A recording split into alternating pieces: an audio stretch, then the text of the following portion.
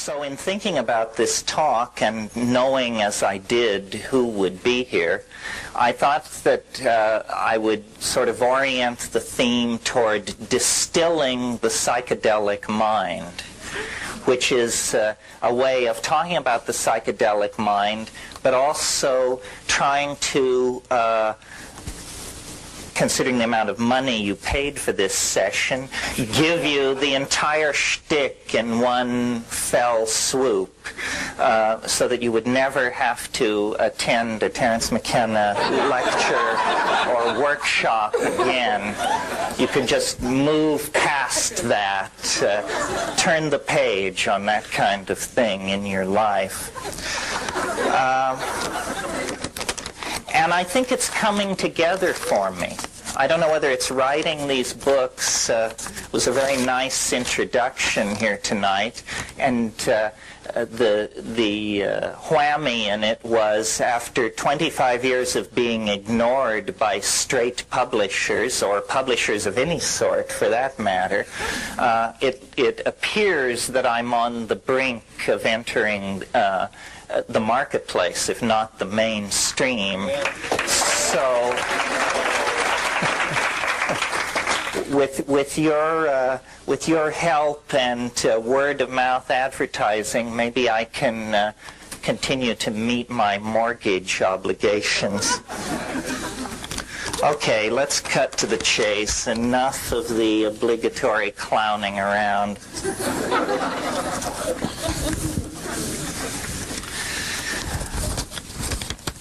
The psychedelic question in the society just seems to refuse to go away. It sort of can't be swallowed and can't be spat up. And so society just sort of runs around knocking into walls and kicking its feet in the air. And this has been the situation that we've been in for at least 30 years now.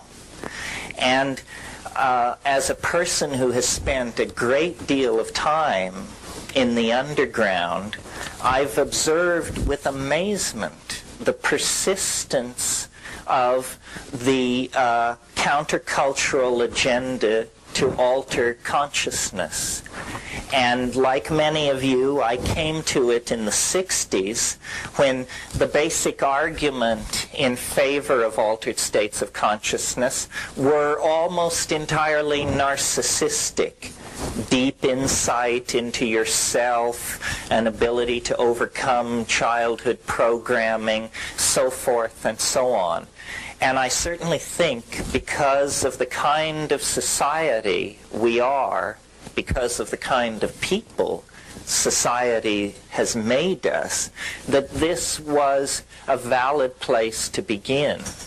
But after 30 years of having the psychedelic issue on the social agenda, at times hailed as a universal panacea, at times demonized as a scourge from hell, but never quite silenced, never moved out of the public eye, I've reached a number of conclusions about this, and I thought it would be interesting tonight, I guess because of my recent birthday or something, to sort of try and distill all this and sum it up and put it in front of you in terms of what is psychedelic shamanism, why should people like ourselves who live in high-density electronic culture, why should we care about this? What does it say about our future? What does it say about us as a group? And what techniques are there that we each, on our own, can bring to bear on this question? So with your help, hold me to the straight and narrow, I'd like to make my way through this agenda this evening and talk about these various aspects of what, to my mind, is the most astonishing facet of reality.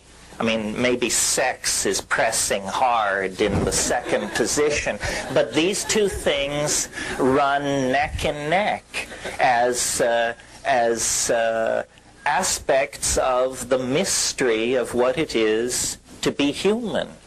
And believe me, human psychedelic experiences and human sexual experiences are orders of magnitude removed from anything going on in the animal realm. These things are set apart from the rest of being, because what we bring to them is mind. This is what we pour into the sexuality of human beings that makes it unique. This is what we pour in to the contemplation of our own experience. Mind is a focus that is lacking, at least its expression in the unique form that we experience it, is lacking in the rest of nature. And I believe that the persistence of the psychedelic experience within the social agenda has to do with the fact that it actually addresses something basic in human beings. I mean, it may seem like a radical proposition to say that to a white, high-tech, industrial democracy audience, because we are the people who have drifted furthest from this birthright. And I would like to suggest to you this evening that much of the civilization that we have created has been achieved based on a direct denial of the psychedelic experience and all that it implies. Our humanness, our connection to the rest of nature, our connection into the feminine, our place in nature. Because for the Western mind, we have no fixed place in nature. Our place is ours to define. We are, from the point of view of the cultural machinery that empowers us, completely free to become, to be whatever we want to be. Now, the problem with that prescription is that in Western culture, what that means is permission to express ego, permission to profligately use and destroy resources, permission to set aside the political agendas of outclasses and outgroups, and this untrammeled expression of will outside the context of nature has turned us into a kind of Frankenstein's monster at best, a toxic force in the body of the Gaian world soul at worst. And I believe that our origin and our future culmination and our present happiness all can be secured, understood, illuminated, and expanded only if we're willing to look at our relationship not only to altered states of consciousness, but to the mind behind nature. Because that's really what this is all about, to my mind.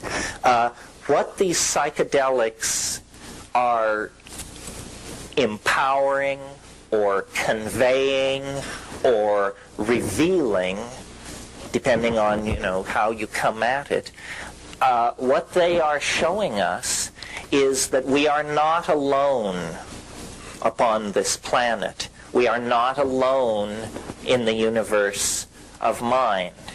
And I realize this is a soft audience to preach this in, because there are probably people within the sound of my words who sincerely believe they were once citizens of Zeta Reticuli. It's when the jar is so leaky, it's hard to know where to put the water. But I come to this as a show-me kind of guy. And so, though my conclusions may sound as flaky as anybody else's, it was hard for me to get this flaky. I didn't embrace it. I was forced to it. And this method works. You see, I mean, there are two ways to get flaky. You can just get flaky, which takes no effort at all, you know. I mean, you just announce you're a walk-in, start eating wheatgrass juice, and, you know, tithe to Maitreya. Or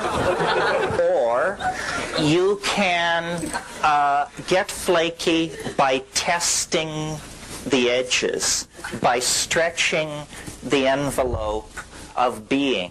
And this works for the most hard-headed among us. The aerospace insurance adjuster mentality is not only who I'm speaking to, but who I feel I represent. Because, no kidding, really. At age 18, I was a Marxist, an existentialist. I had ambitions in the field of aeronautical engineering, so forth and so on. And I discovered that you can take that kind of a mentality out into the theater of real experience, and you can come back a space bunny just like everybody else. So what that means then is that a straight person, and I speak as someone from the 60s with apologies to all our gay friends who later appropriated that word, because when I say straight, I mean unstoned. A straight person is not a guardian of truth or probity. A straight person is simply a frightened proto-flake. You see?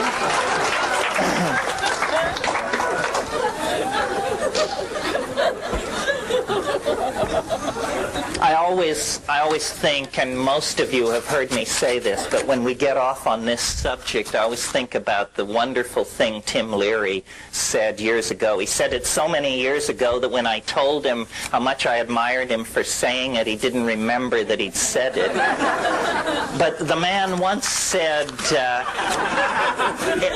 wait till I give the line, LSD is a drug which occasionally causes psychotic behavior in people who have not taken it.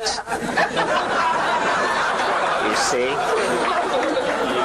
And I certainly saw this. I mean, I saw my parents become violently psychotic from not taking LSD. And so my point is, and I make it in a forum like this, because here we have so much permission for belief. I mean, you want to believe in, you know, channeling from beyond the grave? Fine, no problem. You want to believe in the healing power of nematodes, hematite, you name it. We've got it all. Really, I think that the spirit of childlike, untrammeled curiosity is what we're striving for. Not the anal retentive, rational person, not the I'll go for anything channeling flake, but an attitude of we don't have to look far for miracles because they're all around us. Everything is astonishing. The universe on its surface is alive with mystery. Well, how do we make our way toward that? When we live in a culture, practice a language, embody a philosophy, scientific rationalism, which is entirely designed to suck wonder out of reality, to turn everything into shades of gray, to subvert all hope that lies outside the realm of career accomplishment and material possession. Well, the way that we can overcome this is through a personal acting out of what I have been calling now for several years the archaic revival. And I want to talk about that a little bit this evening because I think it, you know, however much we may kid around about the New Age, it is an important aspect of what is going on. Its triviality is rooted in the side of it which is ungrounded, ephemeral, and self-promoting. But it springs from a fairly profound and deep sense that things are not all right in this society. I think that I first encountered the phrase New Age in the writings of Helen Petrovna Blavatsky. She wrote in the 20s. I read her in the 50s. The New Age has been with us for a long time, so long that there's nothing new about it. And in fact, the reason I call it the archaic revival is because I think we can understand this movement if, instead of accentuating what about it that is new, novel, and never before seen, instead we emphasize that this is a profoundly conservative impulse. A conservative impulse that would set the hair of George Bush and his skull and bones buddies standing on end. Because when we talk about conservative, we're not talking about returning to the era of Eisenhower. We're talking about returning to the era of Isis, Astarte, the great horned goddess of the high Paleolithic. In other words, this program of material civilization, exteriorization of ideas into matter through first alchemy and magic and then science and industry, this process is coming to an end, one way or another. We are either going to plant ourselves and most of the rest of the life on this planet by blindly pursuing this cultural model until we run it right over the edge into the apocalypse, or from the genes, from the bones, from the oceans, from the forests, from the glaciers, there is going to have to come a turning point, a change, a revulsion so profound that it allows us, by the tens of millions, to change how we think about reality, to change how we live.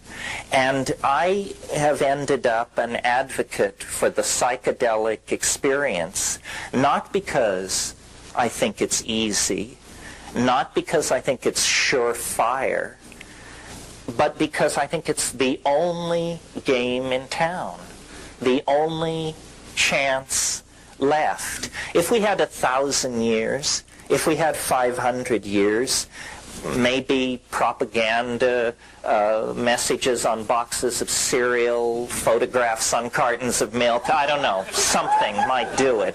But we don't have 500 years. We must come to a screeching halt now, because we are barreling toward the brink of ruin. And the only thing that I have ever seen that turned anybody around on the dime was psychedelics. You know?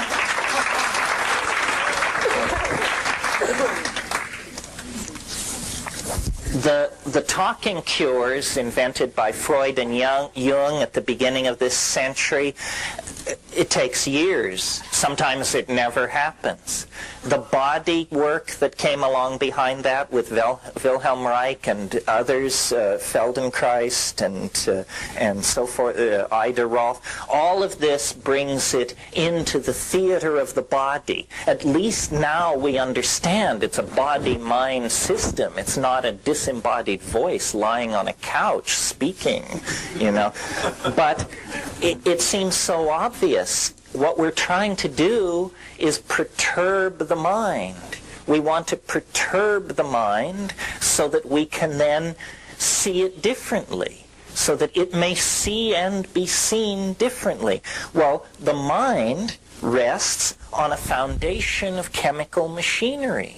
We're not saying the mind is chemical machinery. We're saying the mind rests on a foundation of chemical machinery. So if you want to perturb the mind, you don't go to the talking. You don't go to the deep tissue. All of this has efficacy, but it is necessary, but not sufficient by itself. For there to be a sufficiency of method, there must be an initial perturbation of the mind. And this comes about through the use of psychedelic plants. This is not something that was discovered post-LSD in Manhattan by psychiatrists or in Prague or Berlin or at Esalen. This is a truth 25,000, 50,000, 100,000 years old. This is how it's always been done. Only in the last 6,000 years on the European continent and those civilizations that are the children of Europe has there been any other approach to these problems. Well, and what the other approach, linear thought, the phonetic alphabet, science, mathematical abstraction, so forth and so on, what these other approaches have brought us is toxicity, pollution, mutation, catastrophe, revolution, death, and yes, friends, even unhappiness. It hasn't worked. Western civilization is now crowing over the fact that the only opposition it ever had, which was Marxism, a pathetic, weak sister, has now collapsed upon itself. Well, there should be no congratulation in that, because the contradictions which undid Marxism lie in wait to undo this society as well. Both societies are materialistic. Both societies define human beings and treat them as things. And the fact of the matter is, Western civilization at this moment is a loaded gun pointed at the head of this planet. And we, for all our pretensions to a sensitivity to the presence of vitamin C or zinc in our diet or all the rest of this malarkey, we are the major prevaricators of this situation. So a certain obligation rests upon us. And I think we're meeting this obligation. I wouldn't say we're doing a great job or a terrible job. I think we're functioning at approximately a B+ level. You see, I mean, human life is so ephemeral. I mean, a person who lives 70 or 80 years is really as ephemeral as a mayfly or something. I mean, it's not long enough to get the full picture. For instance, many of you, by virtue of not having spent a great deal of time thinking about it, probably don't realize that this psychedelic plant shamanism option, this is not something that Western civilization has grappled with for centuries and come to terms with and found the proper pigeonhole for and put aside. Not at all, my friends. The fact of the matter is, all of this information about psychedelics has arrived in Western society in the last 100 years. And we have to say 100 years because we want to include things like mescaline. 1895-98, it began to be studied in Germany, and things like ibogaine, which was known toward the end of the last century, but which has had virtually zilch impact on American psychedelic populations. So we have to say the psychedelic option has only been an object of the Western mind's curiosity for approximately 100 years. But really, 90% of that occurred in the last 50 years. As many of you know, I am a great fan and spokesman for psilocybin, for the mushrooms. The mushrooms that I am so stoked on were discovered in 1953 by Gordon and Valentina Wasson in Huautla, discovered in 53, made absolutely Schedule I illegal in 1966. 13 years was the window in which Western civilization had to study this compound and figure out what it was for. And they were just beginning to focus upon it when it was made illegal.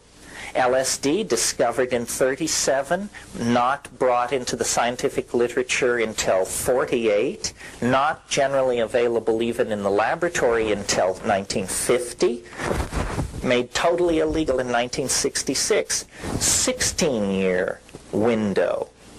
Think about the fact that when LSD was legal, psychiatrists, professional researchers were consistently reporting cures of chronic alcoholism with one 500 gamma dose. One dose. Cure, like a 50% cure rate without recidivism for chronic alcoholism. Spectacular findings were being reported. When LSD swept through the scientific community, for pharmacologists, psychotherapists, psychiatrists, it had the same kind of excitement and feeling of breakthrough that the splitting of the atom had for the physicists, for the physics community in the late 30s. Well, science, we are told, is this absolutely impartial, godlike body of knowledge prosecuted by great men, and it will fearlessly send its questing mind into any situation or environment. This is a mental discipline so dispassionate that it sees nothing at all wrong with strapping monkeys into apparatus and hurling them into walls at 70 miles an hour to study traumatic injuries. This is a discipline so unflinching in its pursuit of truth that it will design tiny television cameras to be implanted in plastic penises so that we can see the changes in the color of the vaginal wall as it approaches orgasm. I mean, these guys are unstinting in their devotion to truth in any form.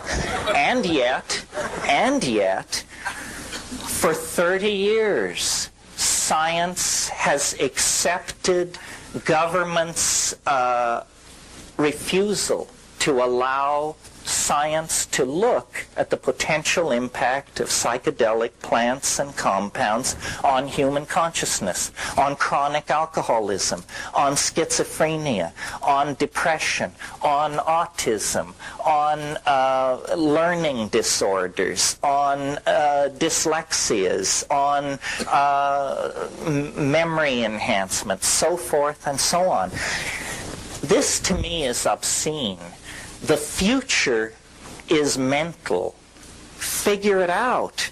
If the mind does not loom large in the future history of this species, then what the hell kind of future is it going to be? I mean, this is our crowning glory. our aesthetic sensitivities, our ability to create values that are not simply based on the next meal, the next sexual encounter, the next empowering social move, but an ability to create social values based on creating a viable future environment for children, creating a viable present environment for the less fortunate among us, creating a social safety net so that the more maladaptive of us are not reduced to living under bridges and in abandoned automobiles. I mean, these are the things which set us above the apes.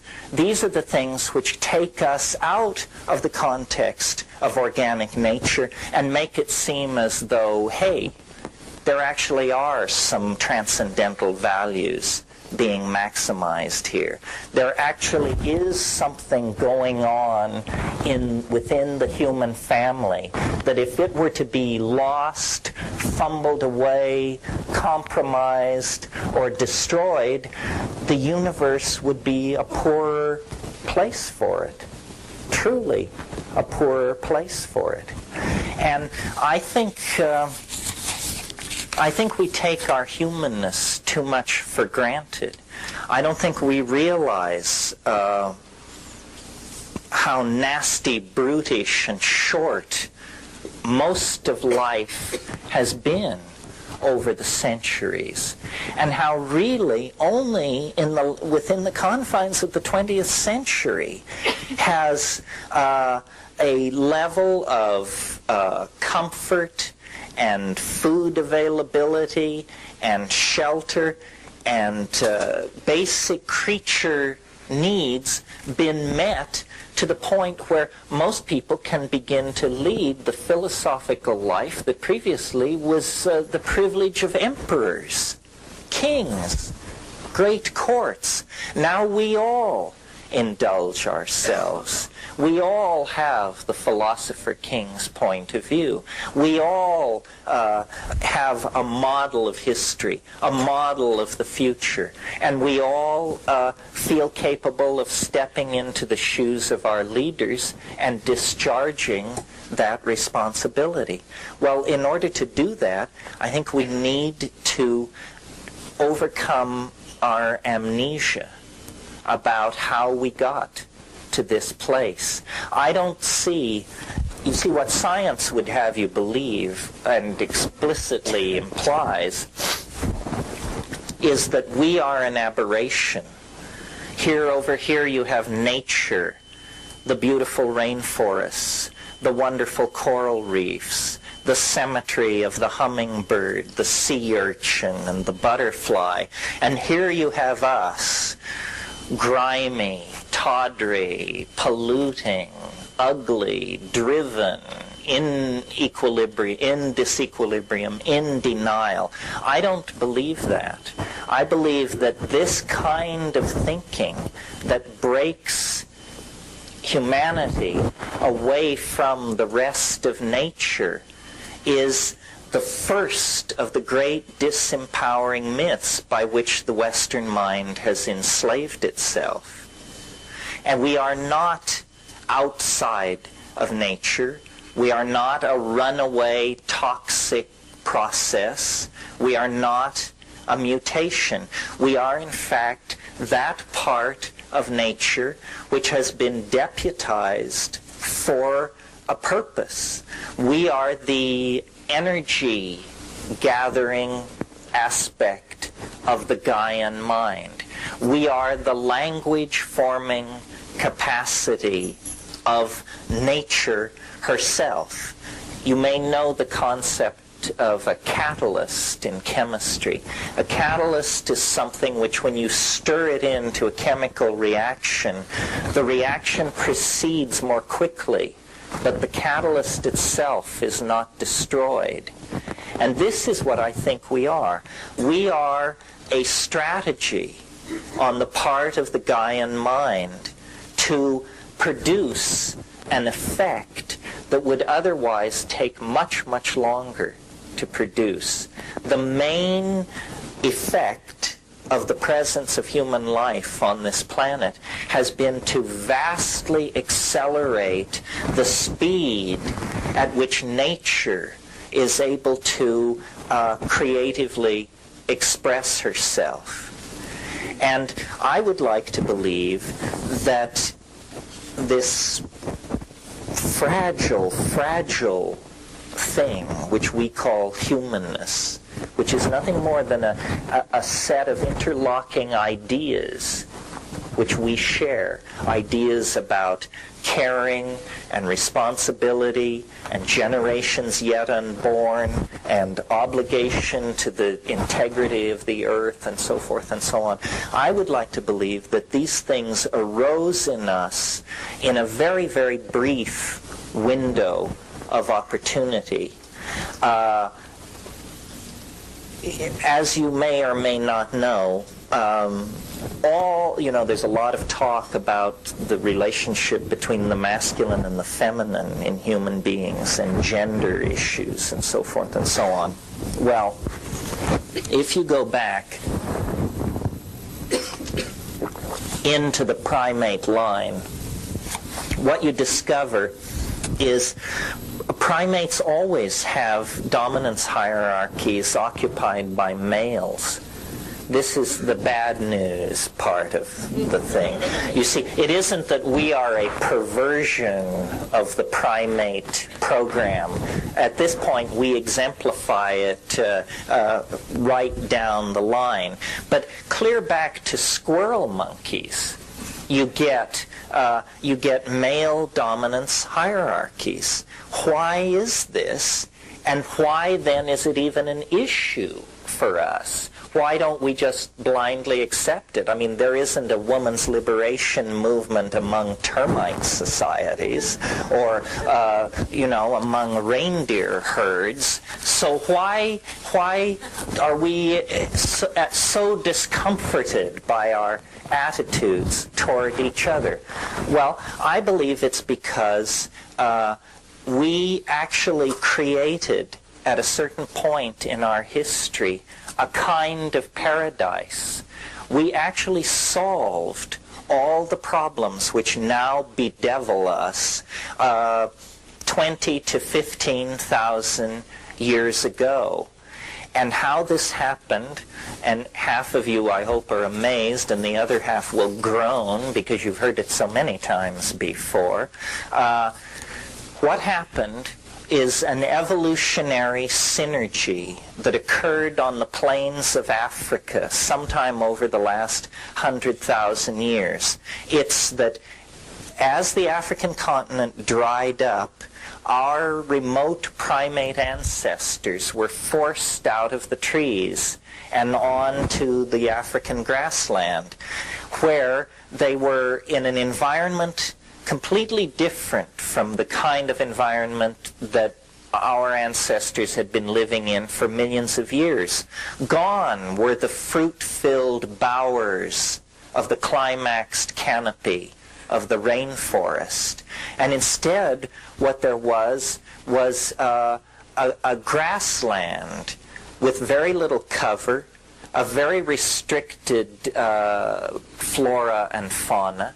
And into that grassland pour these hungry, displaced, dispossessed, formerly fruitarian primates. When a species gets under that kind of pressure, it must make a choice between extinction or dietary expansion. Many, many species will choose extinction. This is an interesting thing about animal species. Most animal species eat one or two foods that they are very tightly focused in on. The reason for this, if you're not an evolutionary biologist, is it's a strategy for avoiding mutation. You see, all plants have a tendency to protect themselves from predation by producing toxins, mutagens, poisons. humanness is what we're talking about here. So an animal species will evolve a preference for just one or two food sources, and then it can hold its exposure to mutagenic agents to a minimum. Now, our species, when we moved into that African grassland situation, were plastic enough, malleable enough, that we decided, no, by God, we're not going to go to extinction because of the absence of papayas in this situation. We're going to test other foods. And we began testing other foods in that environment, and that immediately swelled the number of mutant strains in the human population. Now, in this grassland environment, the number of new foods to be tested was somewhat limited, and the most spectacular and obvious of the unfamiliar food sources in this environment were the psilocybin mushrooms seen to be growing in the cow pies of the many different kinds of cattle-like ungulate animals growing up in that environment. And if you've ever been to the tropics and seen the Stropharia cubensis mushroom in its natural habitat, you can't miss it. It's the most spectacular thing going on. I mean, you walk out into a Colombian pasture after a few days of mist and rain, and these mushrooms, the size of dinner plates, will be scattered across the environment. Now, when I was in Kenya in the late 60s, I observed baboon troops and their food gathering behavior, and what they were into was running around frantically looking for cow flops and then flipping them over, looking for beetle grubs or carrion beetles. You see, they understood that the cow flop, great phrase, huh? The fecal deposit of the ungulate animal was a vector for protein, insect protein. This was a likely place to find carrion beetles, worms, and what have you, and of course the mushroom. Well, when you observe how primates react when they're testing a food, they're very careful and they're very conscientious. A baboon will take a suspect potential food source, take a leaf, put it in their mouth. Just hold it there. No chewing, no nothing. Put it in their mouth. Wait 30 seconds. Chew. Wait. And then either spit it out or swallow. And if swallow, then begin to eat. Well, I believe that this encounter with the psilocybin mushroom, and in the course of this workshop, maybe in the question and answer period, we'll get to this, but psilocybin has unique properties which set us up for a sudden, enormous evolutionary kick in the pants. And we can talk among ourselves about whether this was just blind coincidence, good old chance, and aren't we fortunate for it, or whether benign extraterrestrials operating from their base on Zeta Reticuli were, we can save that for you. We don't have to get rid of it. Whether it was those shifty Zeta Reticulites or blind chance, whatever the force was, the exposure to psilocybin has three reinforcing consequences that are of tremendous importance for understanding human evolution. And they are as follows. Psilocybin, in very low doses so low that if you had taken this amount, you would not feel it, or you would be just slightly antsy. In other words, very low doses of psilocybin actually increase visual acuity. It means you improves your vision with this stuff. well, again, you don't have to be a rocket scientist or an evolutionary biologist to figure out that if there's a plant in the environment and you're a hunting animal and this plant improves vision, you're going to be a better hunting animal if you include this plant in your diet. And this is precisely what happened. Early human or proto-hominid hunters accepted psilocybin into their diet. It made them better hunters. Being a better hunter means being more successful at obtaining food. Being more successful at obtaining food means more of your children reach reproductive age themselves, and so you outbreed the non-psilocybin using portion of the population. Simple enough, right? On the next level, remember I said this was a three-step process where each step reinforces the other. At slightly higher doses of psilocybin, you get what's called CNS arousal, central nervous system arousal. Well, now arousal is just what it sounds like. It's not only restlessness and alertness, but it's also a kind of horny, diffuse energy.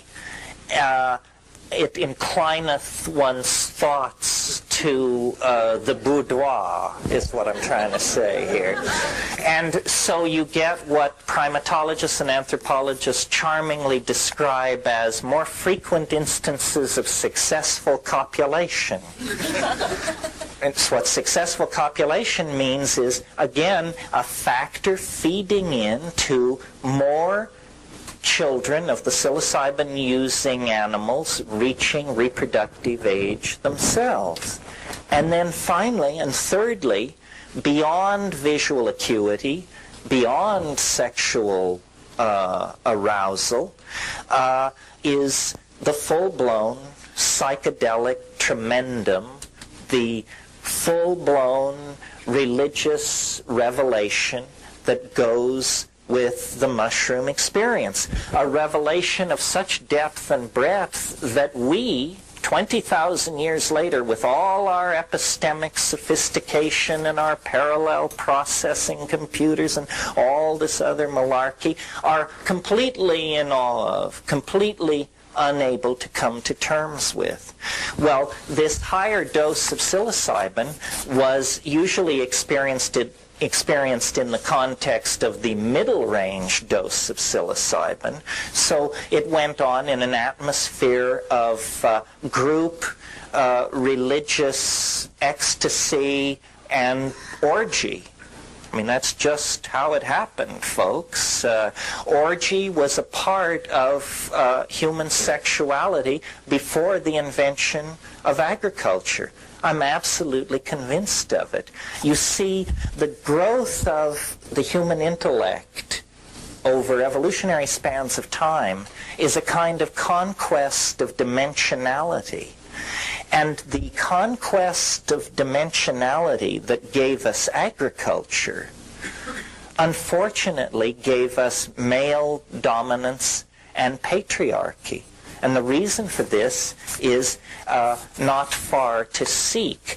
A new intellectual horizon of cause and effect was being explored.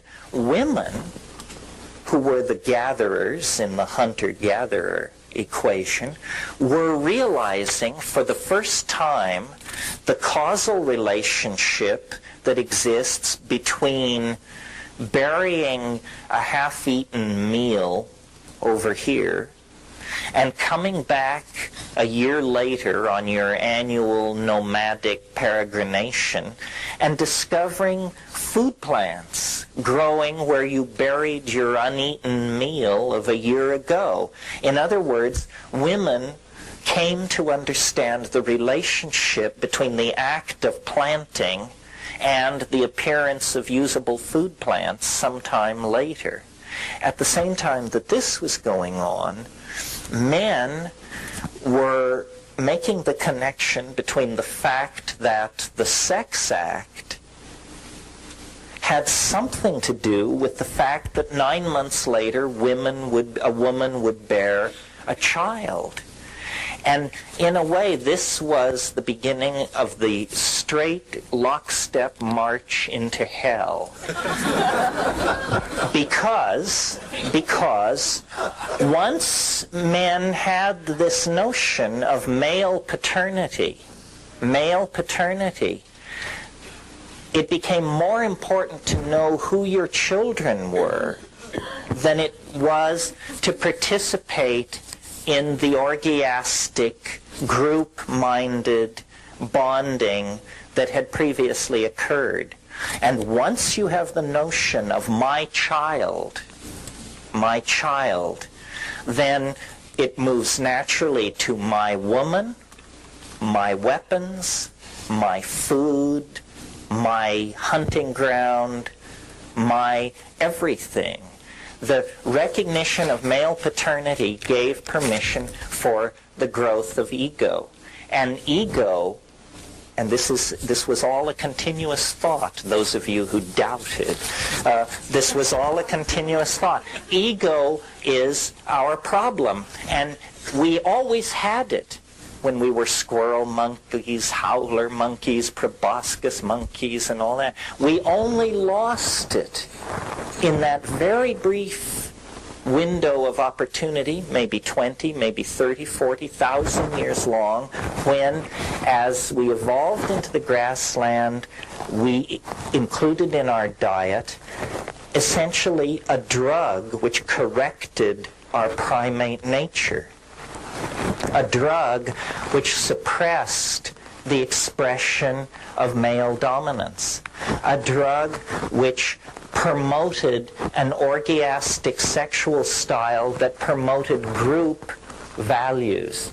Because you see, and this is the point to my mind about psychedelics, what they do, not my trip or your trip, which we could spend hours trading stories about. But when you try and talk about what is the effect of the psychedelic experience, not one or two of them, but 100,000 of them, what generalizations can we make? The generalization that I have found most powerful is the psychedelic experience dissolves boundaries. That's what it does. And boundaries are what chain, diminish, define, and degrade us. And we are always creating them, and we are always struggling with dissolving them. And the ultimate boundary is this belief in the sanctity of the ego versus everything else in the cosmos. And I believe that that the ego arose in a context of language, culture, religion, and so forth, simply because we evolved in the African grassland, and the climate itself underwent changes that eventually placed the mushroom out of reach. And this is why the fall into history. This is what that Genesis story about that I call history's first drug bust. This is what it's about. I mean, isn't it a little peculiar that the Ur myth of our culture opens with a drug bust? It's the story of a woman, right? Those bad women. A woman who corrupts her roommate, and then they both get kicked out. And they break the lease, essentially, and they both get kicked out. And where they get kicked out of is into history. And I believe that the Genesis story, definitely told and created at a time when patriarchy was on a roll, is a memory of this break with this orgiastic, goddess-centered, nomadic, cattle-oriented, mushroom-using form of human pastoralism. Now, notice in this scenario that there are no villains per se. The planet began to get dry, And that's what broke up this arboreal, papaya-oriented paradise in the treetops, where everybody was male-dominated and mindless as a tomato, but having a good time. The drying of the African continent broke that party up, created a mixed ecology of forest and grassland, into which the primates then evolved this fascinating relationship with the cattle. You see, and much of what I say here is orthodox evolutionary theory. It's just the part about psilocybin that nobody else will touch with a 10-foot pole. But moving out into the grassland, testing foods, accepting psilocybin into the diet, and then creating based on the interruption of the natural tendency toward male dominance, it was fixed 50,000 years ago. A pharmacological intervention on the entire species created then a situation of partnership. The women were the gatherers, the men were the hunters. This had to do with promotion of different body types that had was already well established in these primates. I mean, you get this throughout the primates. The large male, barrel-chested, the more diminutive female, and the females largely more social than the male. The males hunt. And in the proto-hominid situation, this was certainly true. And hunting, as you know, if you've ever done it, places a great premium on stoic waiting. That's the hunter's job, is to sit down and keep your mouth shut and watch silently until it's time to make your move, and then move ruthlessly, without question, with attention. Women had a completely different set of pressures and constraints on them. As gatherers, it was very important for women to be able to communicate extraordinarily subtle aspects of the material world to each other. So that a woman needs to be able to say, when she comes into camp with an apron full of nuts, I got these near the waterfall, by the bush with the small yellow leaves, with the waxy flowers and the red berries that has the dry grass underneath it. In other words, for a gatherer, there is tremendous premium put on being able to describe your environment. You must be able to communicate, because a woman who makes a food find can only bring back to camp as much food as she can carry. But if she can communicate to her sisters what is going on, then no problem. So language, I believe, largely evolved as a prerogative of women. And this stoicism and ability to tolerate uncomfortable conditions was evolved by men.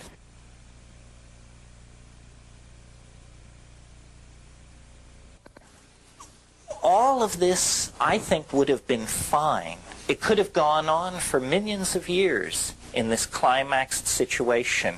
The orgies were lunar, meaning they probably occurred every 2 weeks or at most every 28 days. That means every 28 days, every member of this society was completely dissolving any psychic structures that may have arisen in the previous 28 days, and then everybody was just jumping on each other's bones in a big heap. And you can imagine the boundary dissolving impact that something like that would have. Why then, if it was so wonderful, didn't we just stick with it? Why the descent into, the hell of Pee Wee Herman and Richard Nixon and all of this stuff? Well, the same culprit that created that happy story destroyed that happy scenario, and that is the continued drying up of the planet. And that's what we get in that Genesis story. Remember at the end of the Genesis story it says, and God set an angel at the eastern gate of Eden with a flaming sword so that Adam and his children could not find their way back into paradise. That's a memory of the Saharan sun scorching off the African veldt and forcing those mushroom-using pastoralists to settle in the Nile Valley and set up permanent settlements and begin thinking about kingship, large-scale agricultural projects, and so forth and so on. And what happened, it was not as simple as that may have made it seem, you see. This is really the theme of this book that I wrote for Bantam, is the theme that cultures wear drugs like clothing, and they're never aware of it. They just feel naked without their particular drug. And the clothing may differ. One culture feels fully dressed in penis sheaths and war paint. Another culture isn't fully dressed unless the gown is by Dior. So there are different styles of clothing, and there are different styles of mental clothing in the form of drugs, and these drugs promote different kinds of cultural values. And what happened in this African situation was a tragedy that in a way we have seen enacted in microcosm in our own society. It was that at a certain point everything was perfect. The monthly orgies, the suppression of ego, the group values, the recent invention of language was making food gathering easy for women. The abundant game was making hunting easy for men, so forth and so on. But this drying of the African continent didn't halt there. It continued, and pretty soon there were problems. Less game, less to be gathered, and most important for my theory, fewer mushrooms. And when there became fewer mushrooms, then there were two possibilities. You could have your mushroom orgies less frequently, or you could create some kind of technology for preserving the mushrooms so that when you found a lot of them, you could save some of them for dry spells, literally for dry spells. Now, the problem with this strategy is that in a world without refrigeration, the strategy which Aboriginal people in Australia, in the Amazon basin, the strategy which Aboriginal people tend toward when they want to preserve some delicate food is they invariably go for honey. Honey. This is why some of you may know that the Romans ate hummingbirds' tongues pickled in honey. It isn't because honey was the preferred medium for pickling hummingbirds' tongues. It was because that's a way of preserving delicate food. The problem with honey is honey itself can ferment into a psychoactive compound. Honey changes into mead. Mead is a form of crude alcohol. The impact on a goddess-worshipping, orgiastic, non-hierarchical, non-male-dominant culture of switching over to the use of alcohol is absolutely devastating. In the same way that I told you what psilocybin did improves visual acuity, promotes sexual activity, delivers a religious experience, we can talk about what alcohol does. It lowers sensitivity to social cueing at the same time that it gives an empowered sense of ego. In other words, it makes you into a jerk. It gives you the courage to say and do what, if you are a decent person, you would otherwise never say and never do. It turns each one of us into a Clarence Thomas. This is not what's needed. Boo, yes, no, who knows? Who is Clarence Thomas? And time again in human history, these kinds of synergies have been enacted. Well, I want to say more about it. That isn't the whole story. That could be the whole story. I mean, there's enough in that for it to be the whole story. In other words, if it's true that the mushroom suppresses male dominance, if it in fact promotes communal values and so forth, then what a wonderful thing it must be, and we can leave it there. But that's only a small part of the story. The real story is what is so wonderful about it. Since it's a mental experience, what is so wonderful about it that it could halt the human tendency to devolve into these counterproductive forms and lifestyles? Well, what is so great about it is that it is nothing less than half of the intellectual universe. It is what I call the connection to the Gaian mind. In other words, to this point, what I've said could be imputed to be just talk about a superb psychedelic drug. And so they're saying, oh, well, so this guy advocates the use of a superb psychedelic drug. It seems reasonable or unreasonable, depending on where you went to church. But it's not that paradigm challenging.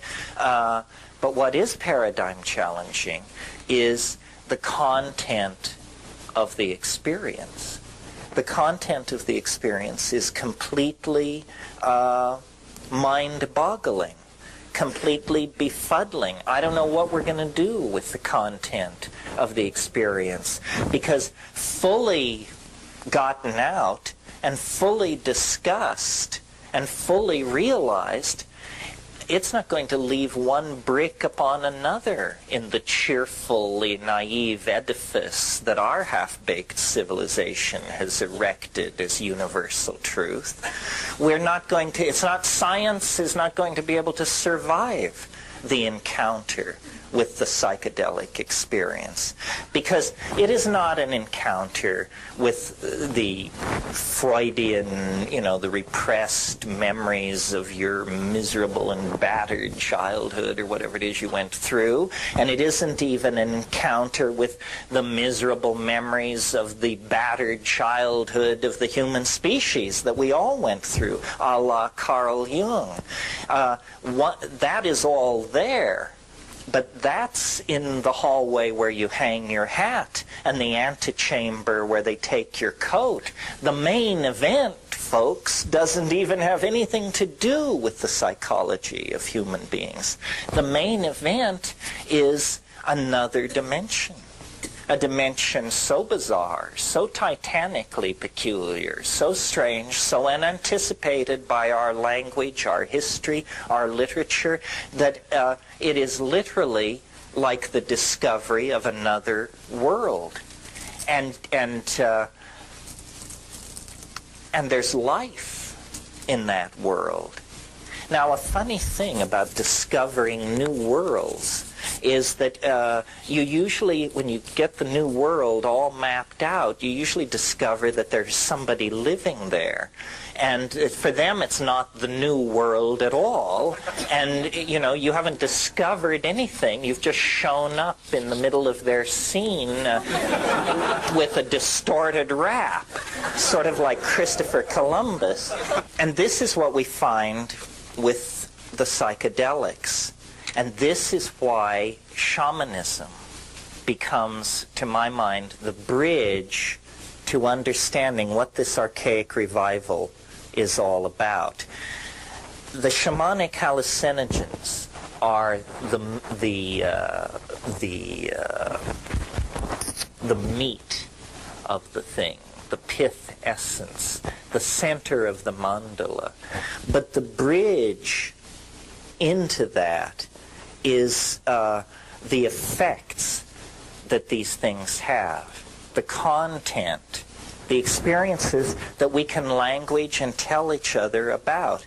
And what we are discovering through shamanism, through looking at it not through the condescending eyes of the white man who is just impressed by the incredibly droll quaintness of whatever these brown-skinned people have dreamed up, not that, but through a realization that we are sick and no doctor can cure us, because we're not that kind of sick. It's soul sickness. I mean, it has to be soul sickness.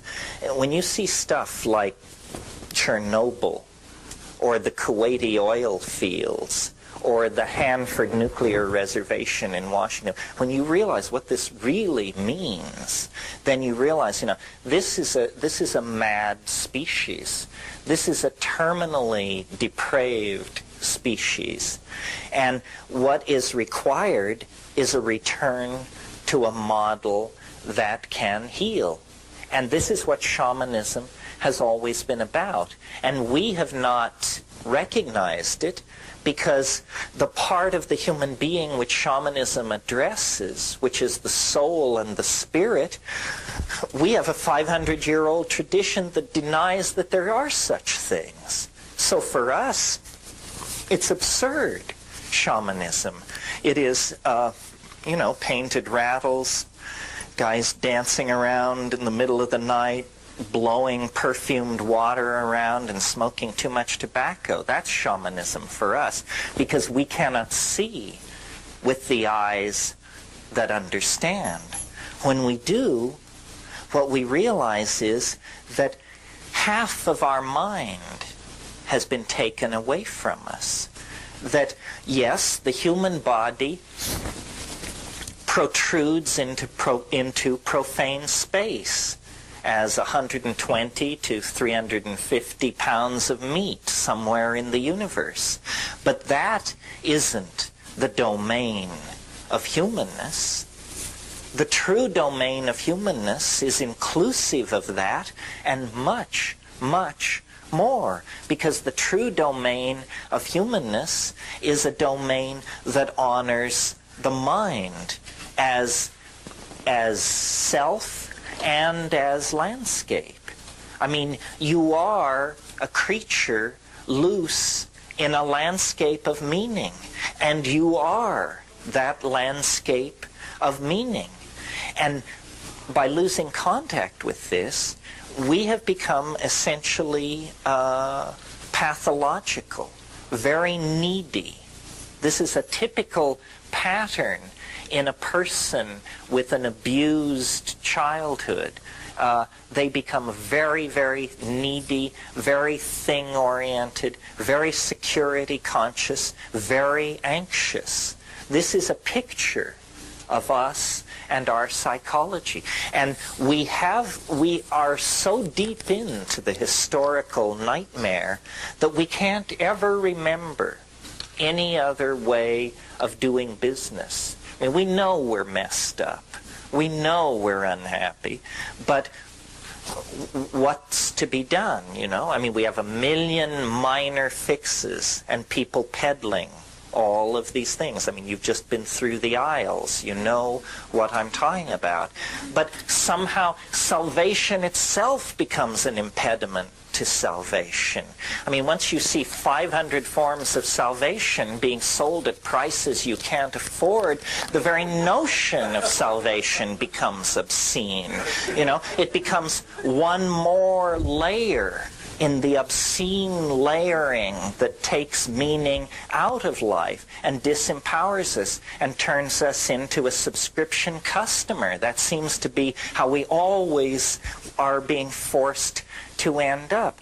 Well, the only way out of this, I think, is to, it takes courage, because you have to turn your back on your culture in the most profound sense there is, because there are many ways to turn your back on your culture. I mean, if everyone's wearing gray, you can wear green. That's one way to turn your back on a culture. But another way is to break its laws. Now that's a little more serious and, you know, brings in big philosophical issues. But in fact, the culture is an enormous arrow pointing, go this way. And you know what lies that way? Impoverishment, madness, degradation, and death. That's where the culture is pointing. You can see it. You can see it. Just look where we're headed.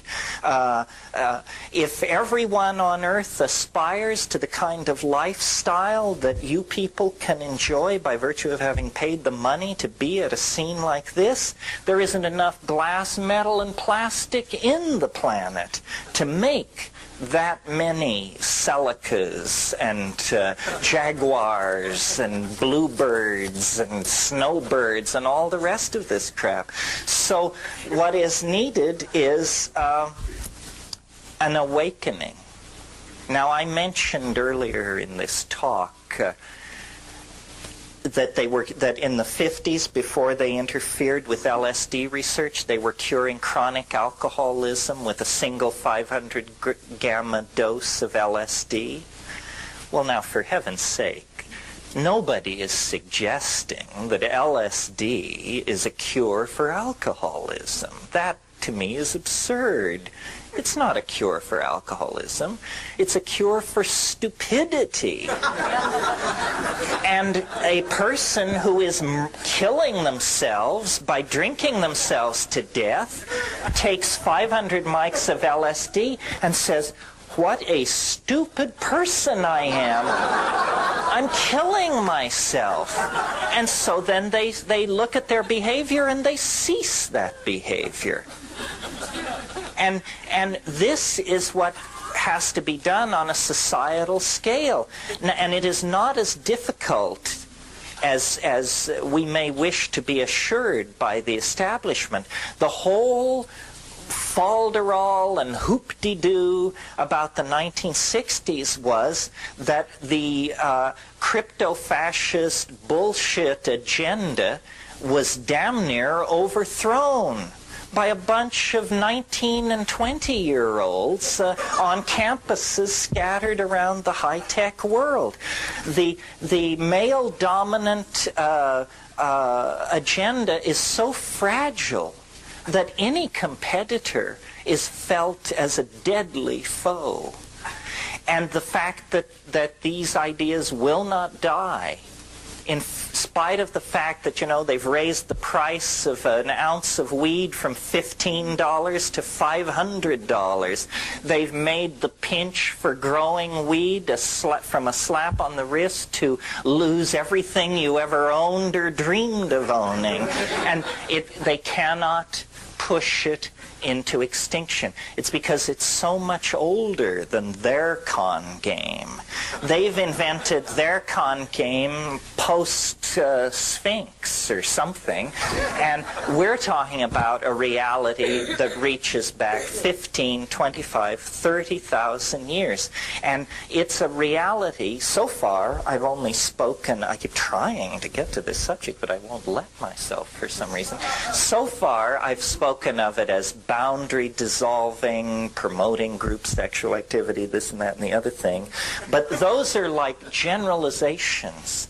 What is really interesting about the psychedelic experience is it shows you a mental universe that you not only never suspected existed, but that you could not have suspected existed. I don't think there's another way to it. I mean, I'm not ready to categorically say there's no other way to it. And occasionally, especially at gatherings like this, people grab me and assure me there are other ways to it. And they say, you know, if you just, I want you to meet Babaji. He's as good as psilocybin. And, oh, really? I want to meet this man.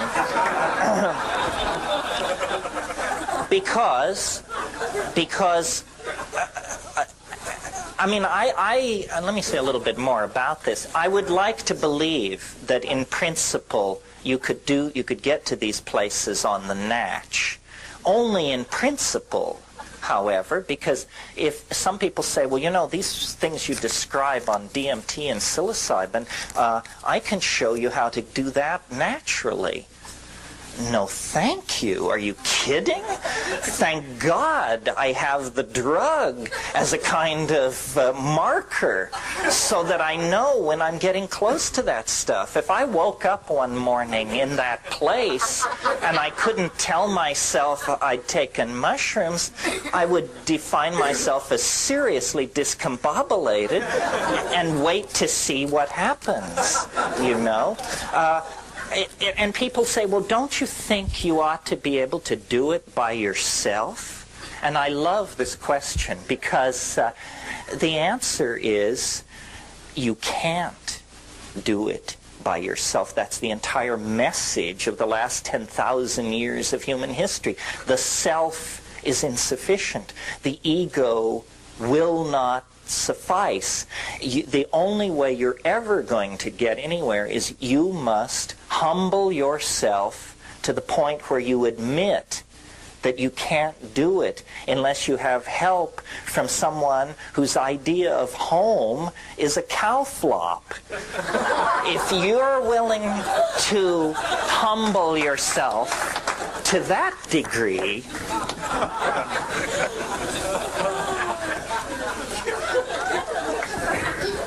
then maybe we can get somewhere. The content of the psychedelic experience is, I believe,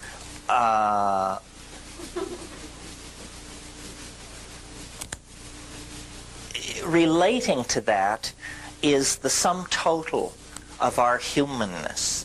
And I think, based on experience, that there is a certain amount of leakage from the future backward into the past, and that many of the phenomena that are being interpreted as past lives and reincarnation and channeling and regression this and clairvoyant that, all this has to do with a misunderstanding about how causality actually works. That all of the impressions upon which people are building these models, channeling and spirit guides and reincarnation and so forth, the material upon which these models are being built is real, but the models that are being built are tremendous compressions of the reality of the situation. I mean, when someone tells me that they experienced a past life regression and that they were a butcher in 13th century Florence, I always think to myself, but you were a butcher in 13th century everywhere, and you were a butcher in 14th century everywhere. I mean, once the connection is opened, the connection is not particular. The connection is general. It is all reality is who you are. All reality is where you are and where you've been and where you will be. And two things are operating in the hidden dimension of the human mind. One of them is what I call the Gaian mind. And this is being imaged in this society as the rebirth of a kind of goddess. People are realizing on different levels and at different levels of sophistication that the energy of being can be imaged as a female entelechy, an enclosing, nurturing, caring, forgiving kind of entelechy. And this is what psychedelic shamanism has always been about. It's about a connection to the Gaian mind. And this gives you, obviously, a tremendous sense of being embedded in a larger coherency than merely the coherency of your own small life. And that's very empowering. But it's not the general sense of things that this Gaian mind imparts that is really, to me, the interesting part. It's that the Gaian mind is a real mind. It has information. It can tell you things of the most specific and personally important sort. It tells you where the game has gone. It tells you who poisoned the well. It tells you who raped so-and-so. It tells you why person X is ill and unable to get well. In other words, the Gaian mind is the database that all shamans seek to connect to in the act of curing, in the act of functioning as doctors for their society. They get a connection to the Gaian mind. And again, at this point, I feel like I have to remind you, I come to this as a skeptic, as a sneerer. I mean, I have no time for this stuff unless it's real. It happens to be real. You have to take psilocybin, as far as I can tell, to encounter it, at least if you have the kind of lump and neurophysiology that I have. I mean, I've never been with the etheric crowd, you know. But this Gaian empowerment is what allowed these societies to live without technology, without modern medicine, without remote sensing devices, without any of the appurtenances of technology that we take for granted. And we have lost this connection. We can't even imagine it. If someone were to begin talking about how the earth was speaking to them and giving them messages about how to live, you instinctively can sense this is something to be very, very careful with. You give that rap to the wrong person and they'll drop a net over you and you'll find yourself stuffing envelopes for a convalescent home or something. Okay, so that's part of it, the Gaian mind. And it is this feminine, nurturing, enfolding thing. It's the mind of nature itself. It is really our own mind, but extending then away from this possessive notion of our mind back into the general concept of mind itself. And then the other pole, or the other motif encountered in this situation is trickier to envision. I call it the transcendental object at the end of time. This, if we were, fanatically symmetrical model makers, then we would assign a kind of masculine value to this. But I'm not particularly into that. I just see it as the transcendental object at the end of time. But what it is it's a kind of attractor. And we're not accustomed to thinking of the historical situation as being under the influence of an attractor. We inherit our belief that history is being pushed rather than pulled. We inherit this idea from the 19th century when the theory of evolution was elaborated.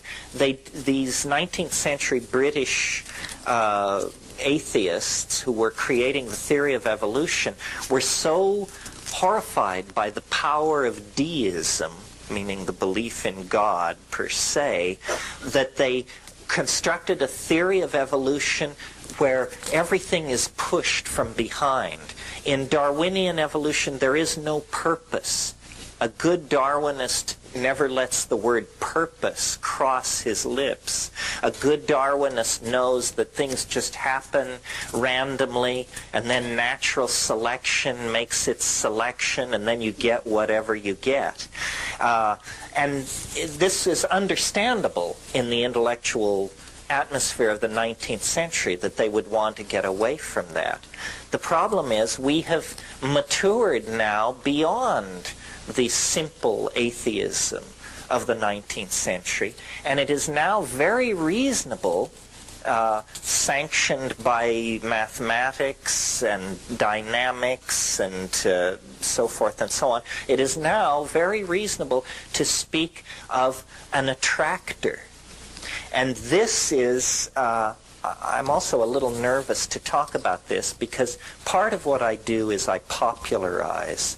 I tell you things which you should know yourself, or which you could know yourself if you would but go to a decent medical library and spend the time to look up all this botanical and pharmacological data. So I'm like a clearinghouse. But then there's another thing which I do, which I'm a little more nervous and touchy about, which is I tell you what I think.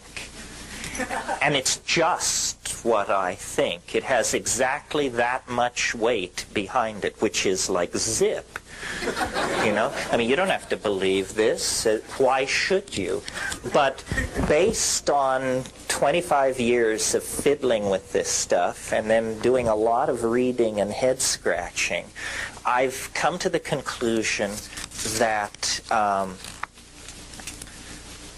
there is a transcendental object ahead of us in time. You can call it God, you can call it Jesus, you can call it her, you can call it flying saucers from Zeta Reticuli, or the Pleiades. I want to get all factions here. Or Zenebel Ganubi, my favorite stellar origin point. But whatever you call it, it's an attractor. It lies ahead of us in the future, and all of human history is being channeled toward it, pulled toward it. And I see the entire history of the universe as the history of a journey across a landscape of energy and matter toward union with this transcendental object. And I have a theory of history, not the mathematical one. Don't bolt for the door. No, this will be a cocktail party version of the theory of history. I have a theory of history, which is the universe is a novelty producing and conserving engine of some sort. That's what we're inside, folks. A novelty making machine. Now, what do I mean by novelty? People say, you mean like little plastic bugs and puzzles inside plastic capsules? Is that what you mean by novelty? No, you idiot. Of course not. By novelty, I mean something that has never been seen before, something unique, the new connection I always think of the symbolist poet Lautréamont, who said, I am fascinated by the kind of beauty that arises when a bicycle meets a sewing machine on an operating table. Now that's novelty, folks, because you just don't get that every day. So the universe is a novelty-producing engine. It not only produces novelty, but it then preserves it and builds upon it. So if we now look at the story which science tells us, and it's an interesting story, by the way. If you think I say things which are highly unlikely, notice that I do not ask you to believe that the universe sprang from a point of matter smaller than a proton in a single instant. This is the position of science. This is the limit case for credibility. I mean, if you can believe that, what in the world would you balk at, for crying out loud? I mean, that is the limit case for credibility. So, science tells us that the universe sprang from nothing in a single instant, and that it was very hot. Very hot. So there were no molecules such as you and I are made out of. There were no atoms such as lead and gold and water are made out of. There was only a pure plasma of electrons. That was all. And the physics of that universe were incredibly simple. They were the pure plasma physics, unhindered by any other fields of any sort. Well, the universe then cooled. And as it cooled, lo and behold, at a certain point, electrons were able to fall into stable orbits around atomic nuclei. And at that point, atomic systems formed. And a whole new kind of chemistry comes into being. Further cooling, millions of years pass. Then we get the carbon molecule cooked out of new stars. It has a 6-valent structure so that we get organic molecules. Well, then, quickly, we get long-chain polymers. Very quickly, then, long-chain polymers that can copy themselves. And then that becomes primitive life. And at that point, you then get complex life. And then sexuality, meaning gene mixing, as opposed to the previous thing, which was vegetated, like making cuttings from plants. Well, do you see what's happening? At each successive stage, the previous level of complexity is not only retained, but used to build upon toward the next level of complexity. Well, the wonderful thing about this cosmology is that instead of human beings being like mute witnesses to the grandeur of Jehovah's creation or some kind of trip like that, instead you discover, human beings are important. We are more novel than anything else in nature. And we 20th century human beings are more novel, more interconnected, more complex, and in possession of more and different kinds of knowledge than most of the people who preceded us. So this growing toward complexity seems to be what the universe is all about. Now, it doesn't go on for hundreds of millions of years into the future, because as you can see, each successive stage has proceeded more quickly than the stage before it. So now, we are in what I call the short epochs. We are in periods of time where more change goes on in a 10-year period than went on in a million-year period near the birth of the universe. We are living in the complex, novel end of things. And that complexity and that novelty, which we experience as tremendous stress in our lives, ushers into the transcendental object at the end of time, not that far in the future. And we, as psychedelic people, have an obligation upon ourselves to anticipate and to help realize this future. It is upon us. Every messiah, every religious ontology, every manager of every booth at this exhibit is reflecting a distorted scintilla of the spiritual reality of the transcendental object at the end of time. Every one of us is a particularized and distorted image of this transcendental object into which we are being dissolved, into which global culture is being dissolved. So,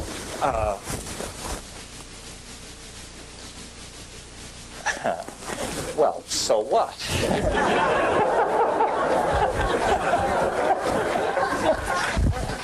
So we can cut into this cycle at any point. We can become aware of it. We can become part of it. We can deny it. There is no loss in the circuit. There is no blame. Becoming, then, what psychedelic means is it means claiming this dimension as your own. You know, Plato said time is the moving image of eternity. That moving image of eternity can be beheld in the silent darkness of the mind on 5 grams of psilocybin.